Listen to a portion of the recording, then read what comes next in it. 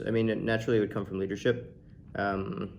They would have to be willing to accept maybe any of the mistakes or things that they didn't plan out so well, not going as well as they should have, and reacting to that accordingly, as opposed to waiting for things to just get worse and not fix them and then cast blame back on the teacher.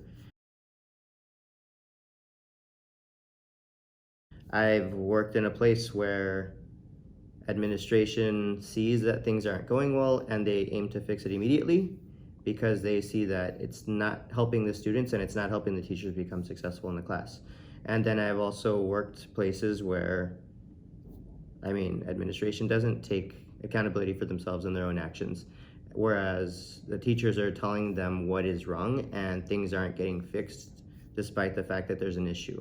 So I've seen both sides of the coin, but naturally the ones that have been most successful are the ones that react to that issue and fix it immediately, as opposed to waiting for the school year to end and then reflect back on the teacher. So what did you do wrong? As opposed to, well, what can we do to fix it because it's not going well like it should?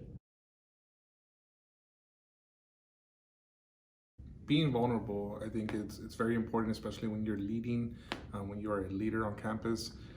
Something that I've learned over my 5 years as being a great team leader is that the input of others is extremely important. When I first started off my first year, I was making decisions by myself because I believed that what I was doing was best for the team. Shortly after that, I learned that it was upsetting people that thought that I was trying to do too much. And that helped me grow as a leader, because after that, I started to ask for the input of others, which actually allowed me to expand the ideas, get different perspective. And right now, I think as a team, this is the most cohesive group that I have, because everyone knows that their opinion is valued. As a teacher, I care when my administrators value my opinion, when they ask me for my input. So when I go down to my teachers and I ask them for their input, I'm sure they feel the exact same way that I feel. So I think it's done a lot for my team. It's helped me grow as a leader, and I think it's made me a better great team leader overall. I mean, as a leader, obviously it's your job to make decisions and to pass that on to teachers. But sometimes, just like when teachers are teaching, sometimes their plan initially doesn't work, and you have to figure out, okay, it didn't work the first time, what went wrong, and make those changes.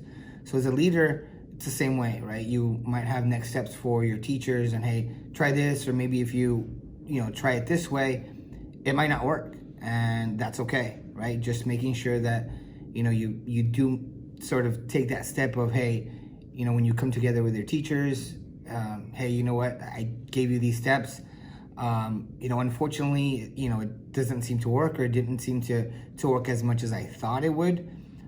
So, we're gonna scrap that in a sense and figure out a plan to, to make sure that the next step, or whatever it is that we decide to do, does work.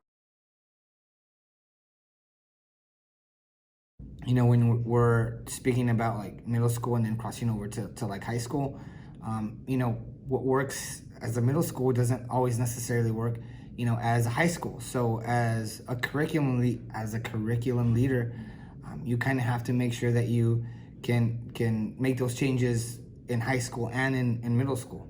That what might have worked down here in middle school doesn't necessarily work for high school, and that's okay. But just making sure that when it doesn't work, you're honest, and you sort of you look at it and say, it didn't work, let's try this, or let's try this now. But that's it.